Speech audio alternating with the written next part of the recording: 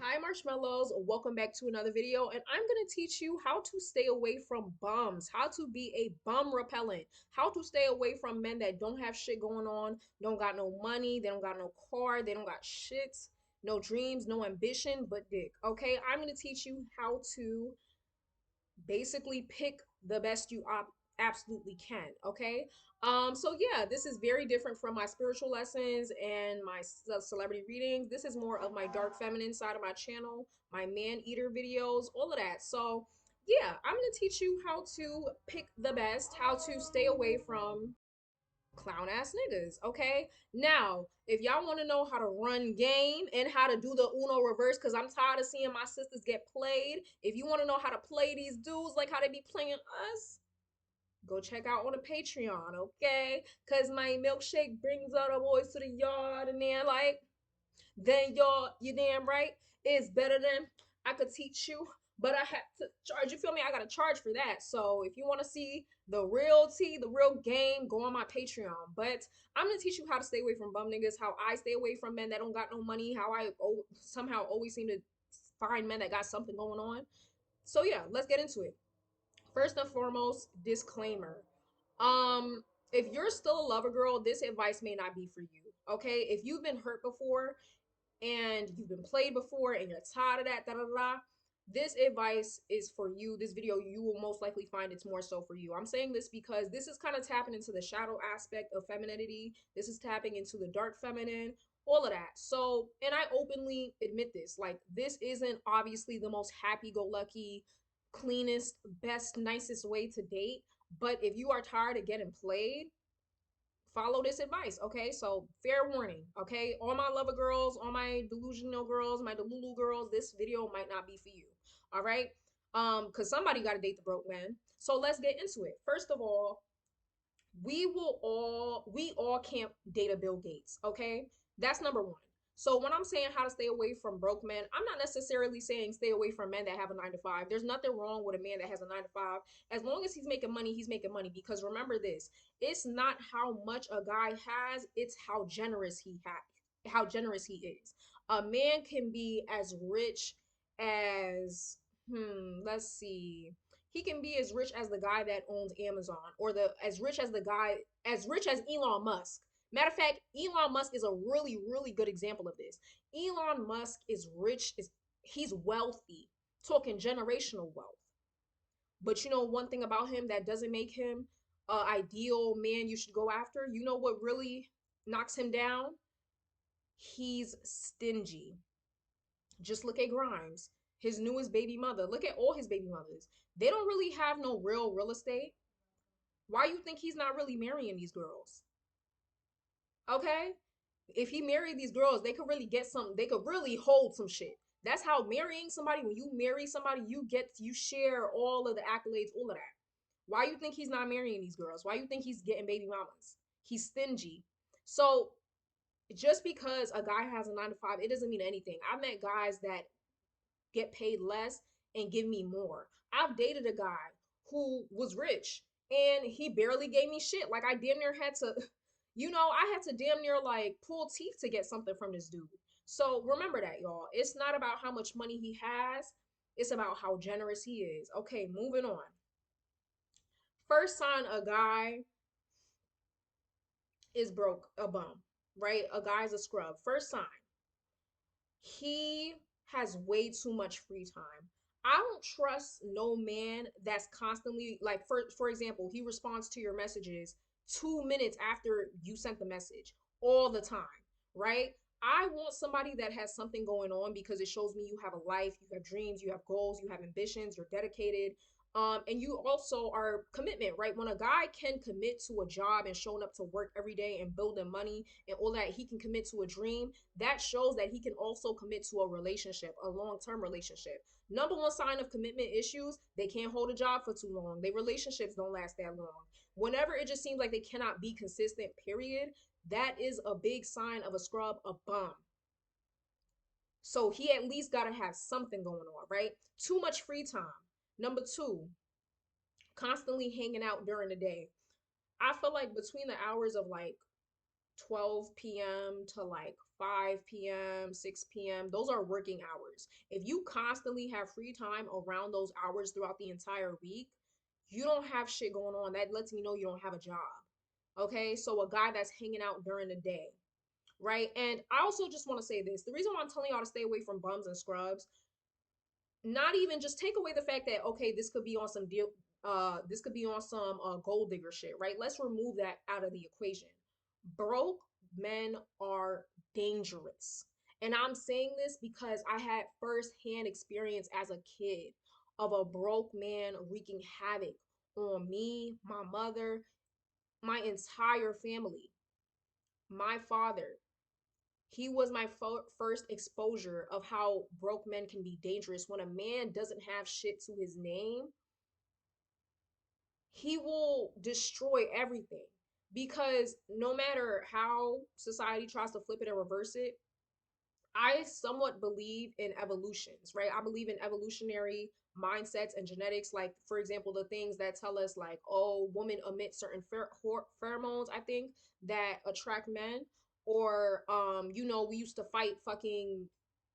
fight bears and shit to get food, like that type of stuff, like survival, right? I believe in evolution, and evolutionary wise, I believe that men are programmed to be providers. They're programmed to, obtain some type of materialistic thing, because that is how society defines a man's value, is by what he has. Real estate, finances, career, that is what defines a man's value. And whether they subconsciously or consciously know this or not, it's the truth. So when a man doesn't have those things that give him a high social standing, when he doesn't have those things, all hell breaks loose. Like, have you ever met a man that just got fired from his job, or his money's not coming in? Like, they can't focus on anything else.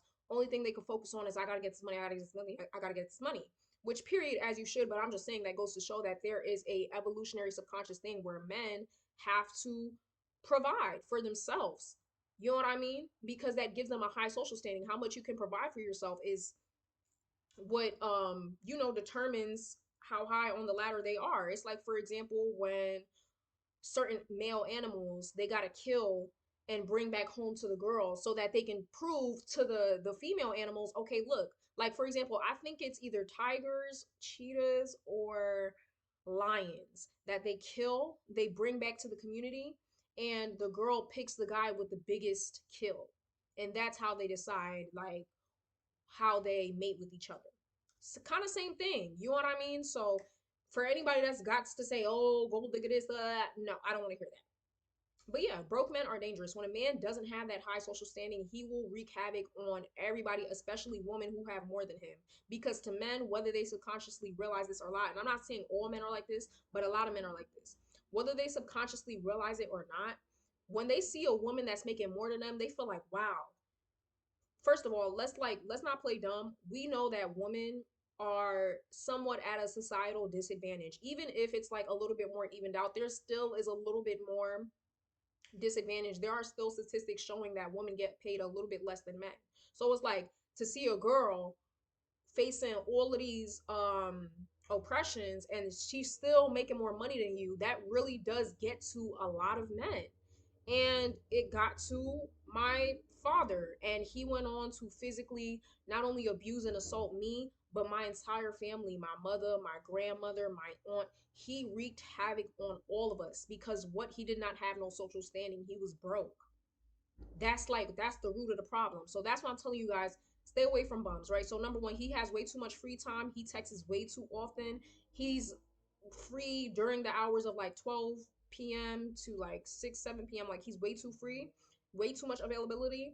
Biggest sign. The way a man presents himself as well is how you know whether he has money or not. I can't explain it, but, and I'm not trying to pocket watch anybody, but you can always tell when a guy don't got it like that.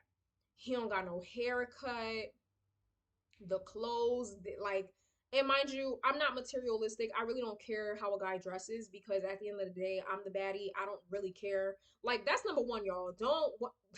I know I'm saying stay away from broke men, but don't go too far down the ladder and go for a man that's all flashy, because usually the flashiest ones be the brokest ones. Okay, and I know firsthand, okay?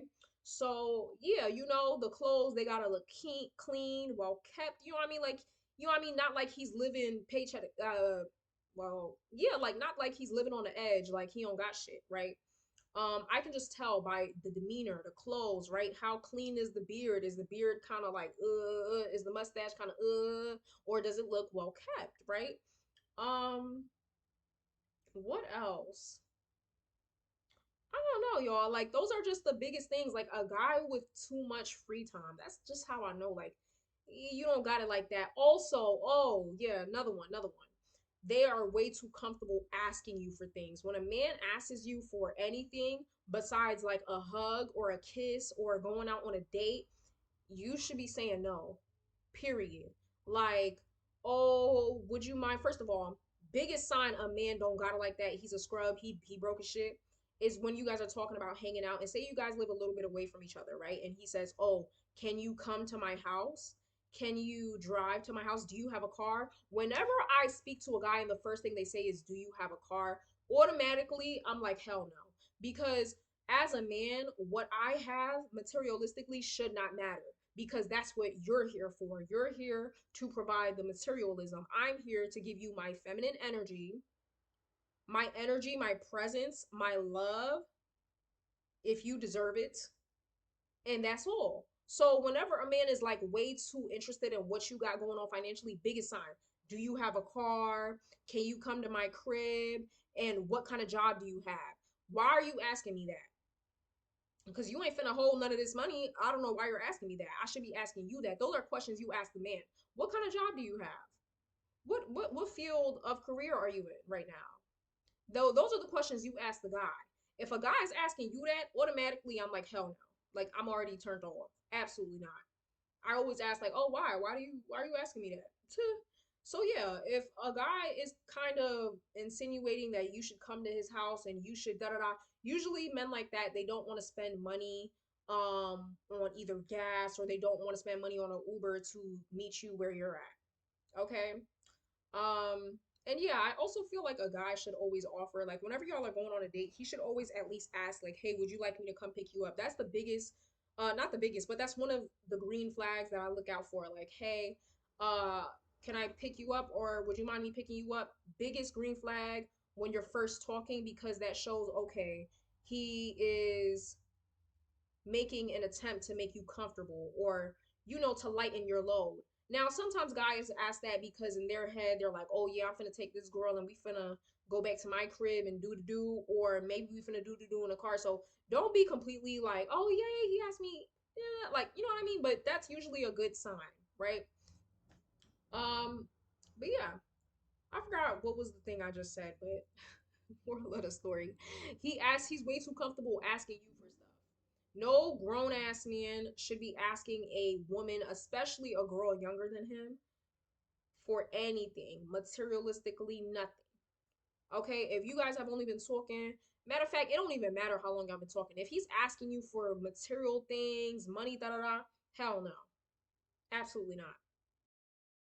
Another red flag is when a guy asks you out on a date and then he says, where do you want to go? Now, whenever guys ask this, it's usually like one of two or three things. They're not trying to do the hard work, right? When it comes to courting and dating, it is the man's job to, again, try to prove himself to you and impress you, like how the birds do in the wild, right? Like how male peacocks, they show their feathers, their voluminous feathers to the girls to show like, yeah, I got it like that. That's them making an effort, a active effort to attract the girl. By a man asking you where do you want to eat, what place do you want to go, you're doing the work for him. He doesn't have to creatively come up with an idea. Oh, you know what? Let me take her here to this restaurant. This is a nice ass restaurant. Then we gonna do this. You're doing the work for him. So whenever a guy asks you, oh, where you want to go, and it's the first date, you tell him you could decide and let his decision overall decide whether or not you want to follow through on the date. Like, for example, if I tell a guy, okay, you could decide, right? And he picks some place like Applebee's, I'm going to be looking at you sideways because Applebee's, You don't want to go somewhere different? Like, again, we're not all gonna meet Bill Gates, but you could at least take me to like a decent restaurant, like an actual fine dining restaurant. I'm not saying the fucking shrimp and pasta gotta be 50, $80, but you could at least take me somewhere nice. You know what I mean? So don't give men an easy way. Like men and again, I believe in evolutionary mindsets, okay? Men like to work for their rewards. If they're not working for it and you're just giving it up easy, they're not going to value you. Most men won't. Okay? Not all, but most men will not value you. So you got to make them work for it. You pick the place. Now, again, another green flag is when he doesn't even ask that dumbass question. He's just like, you know what day works for you? Oh, Thursday. All right, cool. So on Thursday, I picked this place. I'm gonna send you the place. Who the fuck is this?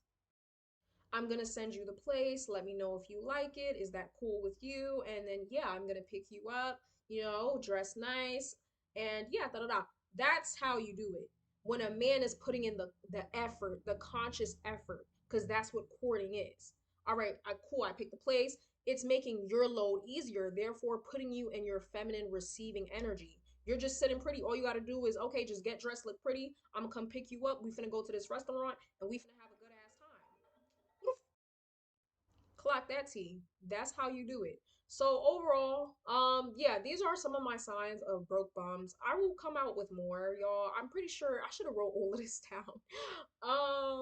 But yeah, that's all I really have. The rest is kind of like obvious. Like you can kind of tell when a man don't got it like that. Like I don't need to say all the signs. You know what I mean? The signs are always there at the end of the day. Um, Oh, but another sign if a man relies too much on his parents, like that's another big sign. Like, okay, you don't got it like that. Okay? But yeah, y'all, again, keep in mind, we're not all gonna find a rich millionaire. So again, I'm not saying telling you guys to set your expectations super duper duper like unrealistically high, but at the end of the day, nothing's unrealistic. Period. If you feel like you need a Bill Gates, then go get you a Bill Gates system. But again, I just, that's all I have to say, okay? Sometimes the richest men aren't always the most generous. So, yeah, I hope you guys enjoyed this video. Please let me know your thoughts, questions, concerns down in the comments below, and I'll see y'all later. Bye. Mwah.